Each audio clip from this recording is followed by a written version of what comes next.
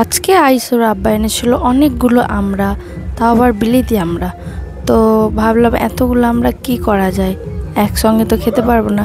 তাই ঝটপট ভাবলাম একটু ধুয়ে মুছে ওদেরকে আচার বানিয়ে রেখে দিই, কারণ আচার বানানো থাকলে অনেক দিন ধরে খাওয়া যাবে আর নষ্ট হবে না। তো দেখো আমি আমড়াগুলো ভালো করে পরিষ্কার করে নিলাম পানি দিয়ে, কারণ আমড়াগুলোর গায়ে অনেক আঠা লেগেছিলো আর নোংরা লাগছিল খুব, তো তার জন্য ধুয়ে নিলাম।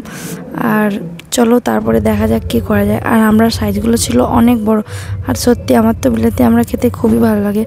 তো তোমরা কে কে বিলেতি আমড়া পছন্দ করো অবশ্যই কমেন্ট করবে। তো তারপর আমি দেখো বটি নিয়ে বসে পড়লাম আর সুন্দরভাবে কাটতে শুরু করে দিলাম।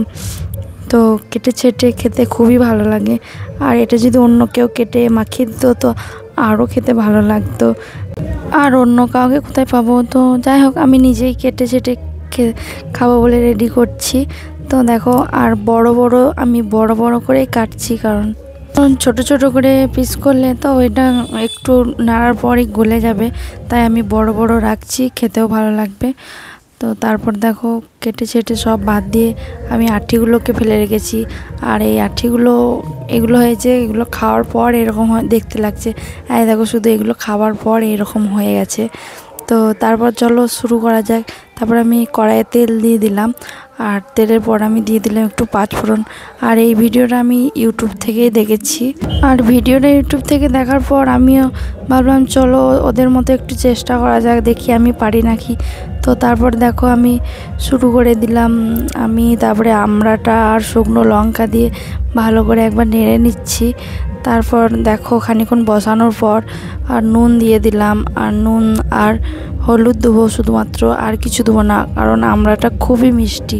আমি এতে চিনি দেবো না, কারণ আমড়াটা মিষ্টি আর এটা ঝালের আচার বানাবো ভাবছি। তারপরে হলুদ দিয়ে দিলাম পরিমাণ মতো। আমার মনে হলো হলুদটা একটু বেশিই পড়ে গেছে আচারটাতে, তো জানি না কি হবে, চলো দেখা যাক শেষ পর্যন্ত কেমন হয়, কেমন দেখতে লাগে। তো আচারটা কেমন হয় দেখার জন্য ভিডিওটা শেষ পর্যন্ত দেখবে বন্ধুরা, আর ভালো লাগলে অবশ্যই সাপোর্ট করে পাশে থাকবে। তো দেখো অনেকক্ষণ নাড়াচাড়ার পর খানিকক্ষণ আমি ঢাকা দিয়ে রেখেছিলাম, তো তারপরে এই অবস্থায় এসে দাঁড়িয়েছে। তারপর একেবারেই শুকনো শুকনো লাগছিল বলে আমি একটু পানি দিয়ে আবার কটা কাঁচা লঙ্কা দিয়ে দিলাম, কারণ ঝাল কম লাগছিল। তো আরেকবার ভালো করে ফুটিয়ে নিলাম। আর দেখো শেষের কেমন হয়েছে, তো দেখো অনেকটা গলে গেছে, নরমও হয়ে গেছে, আর খেয়ে দেখলাম টেস্টটাও ভালো হয়েছে। তো তারপরে দেখো আমি ওদেরকে একটা বয়েমে ভরে নিলাম, আর বয়েমে ভরার পর দেখতে আরও সুন্দর লাগছিল। তো এটা আমি রেখে দেবো রোদে, 2-3 দিন শুকানোর পর এটা খাওয়া হবে। তো দেখো কেমন লাগলো। তো ভিডিওটা ছিল এই পর্যন্তই বন্ধুরা, টাটা বাই বাই।